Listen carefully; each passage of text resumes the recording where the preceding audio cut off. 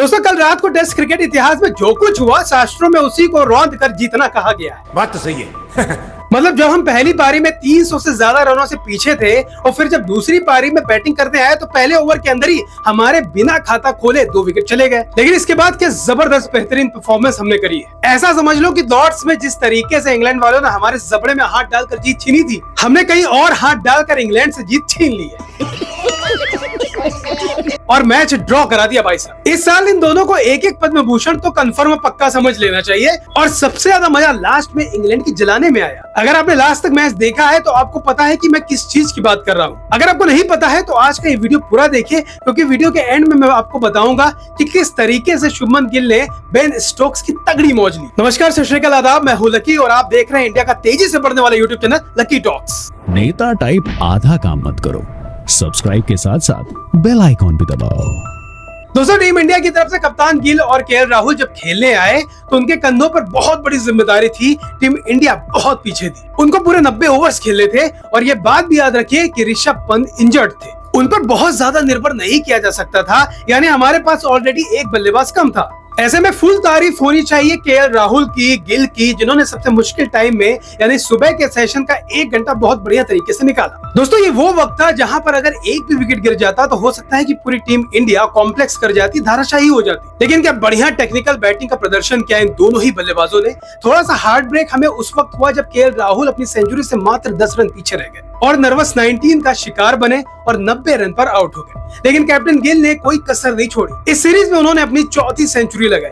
अगर हम शुभमन गिल के रिकॉर्ड गिनाने बैठेंगे तो ये वीडियो काफी लंबा हो जाएगा दोस्तों। लेकिन ऐसा समझ लो कि शुभमन गिल ने अपनी कप्तानी डेब्यू में ही ऐसा काम करके दिखाया है जो बड़े बड़े सूरमा अपने पूरे करियर में नहीं कर पाते। लेकिन दोस्तों एक चीज जो मेरी बिल्कुल समझ में नहीं आई वो ये कि आखिर जब लंच में 10-15 मिनट बचते हैं तब हमारा विकेट कैसे चला जाता है यार। लंच बिल्कुल होने वाला था और तभी शुभमन गिल आउट हो गए और ऐसे में एक बार फिर इंडियन कैंप में तनाव की स्थिति हो गई। दोनों सेट बल्लेबाजों का विकेट लेने की वजह से इंग्लैंड एक बार फिर मैच में आगे हो गया और लंच तक हमारा स्कोर हो गया था 4 विकेट के नुकसान पर 223 रन। वहीं लंच के बाद शुरू हुआ एक और घमासान। क्रीज पर मौजूद थे सर रविंद्र जडेजा और वॉशिंगटन सुंदर। गौर करने वाली बात है कि रविंद्र जडेजा लॉर्ड टेस्ट में टीम इंडिया को जीत के नजदीक नहीं ले जा पाए थे क्योंकि उनके पार्टनर्स ही खत्म हो गए थे। उनका साथ देने वाला ही कोई नहीं बचा था। लेकिन यहाँ उनको वॉशिंगटन सुंदर के रूप में एक बेहतरीन साथी मिला जिसके साथ मिलकर उन्होंने कमाल की बैटिंग करी है। पिछले मैच में हाफ सेंचुरी लगाने के बावजूद जडेजा ने अपने तलवारबाजी वाला सेलिब्रेशन नहीं किया था क्योंकि मौके की नजाकत यही कहती थी कि अभी शांत रहा जाए। टीम इंडिया हार रही थी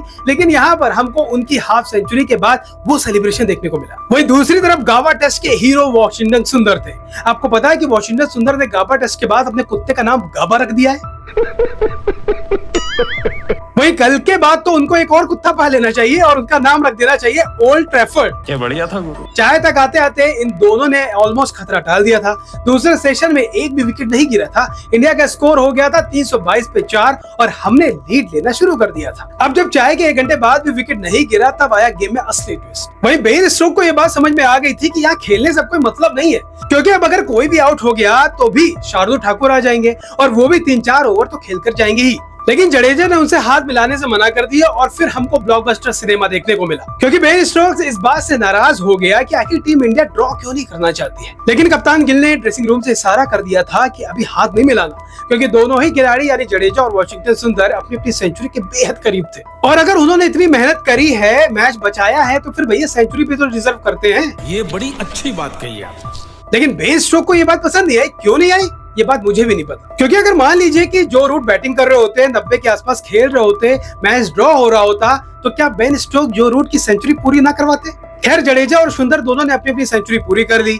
इंग्लैंड को उसकी औकात दिखा दी। मैनचेस्टर टेस्ट ड्रॉ में खत्म हो गया। सीरीज में अभी भी टीम इंडिया 1-2 से पीछे है लेकिन भैया ये रिजल्ट हमारे लिए पॉजिटिव है क्योंकि अगर हम यहाँ पर हार जाते तो सीरीज हार जाते। अब कम से कम अगले टेस्ट मैच को जीतकर सीरीज बराबरी करने का मौका तो हमारे पास है। वेल आपका कल के ड्रॉ मैच पर क्या कहना है कमेंट करके जरूर बताना। स्पेशली मैच के एंड में 10 मिनट में जो ड्रामा हुआ उसको लेकर बेन स्टोक्स को कुछ बोलना चाहते हो तो कमेंट बॉक्स में जरूर लिखना। चैनल को सब्सक्राइब करके जाना। Thank you for watching. फिर मिलते हैं किसी नेक्स्ट वीडियो में, तब तक के लिए जय हिंद, वंदे मातरम। नेता टाइप आधा काम मत करो, सब्सक्राइब के साथ साथ बेल आइकॉन भी दबाओ।